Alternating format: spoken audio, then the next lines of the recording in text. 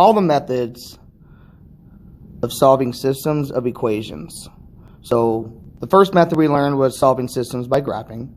The second method was solving systems using the substitution method. And the third system was solving systems by using the elimination method. So here we have 3 systems of equations. Let's take a look at the yellow one here on the left. Notice each of these 2 equations are in slope-intercept form. Now, if we remember, slope-intercept form is simply y equals mx plus b, where m is the slope and b is the y-intercept. So I would graph these 2 equations using the slope-intercept form and graph it on a coordinate plane. Now I would use slope, rise over run, and then b is the y-intercept, which is the first point that goes on the y-axis. So with this yellow system here, I'm going to solve by graphing. Let's take a look at the blue system. This top equation, I have 2x minus y equals 6.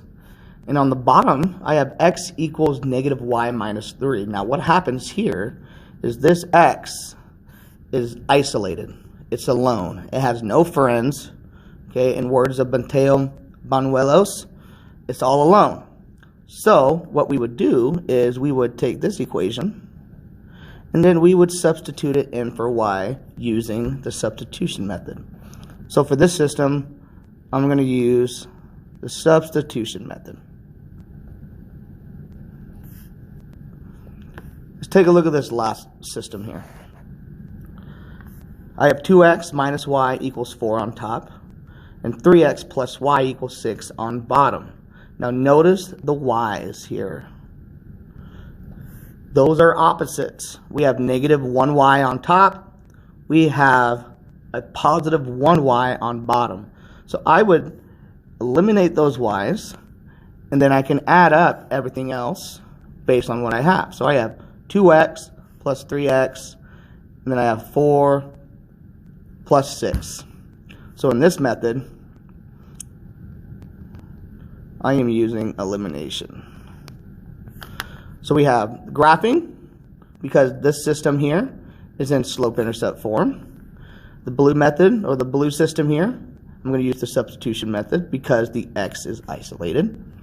And then with the orange system here, I have opposites, so I eliminated, and then I'm adding, so I use the elimination method. Now what I want you to do is that I want you to solve each of these systems. You're going to solve this one by graphing, this one using the substitution method, and the elimination method.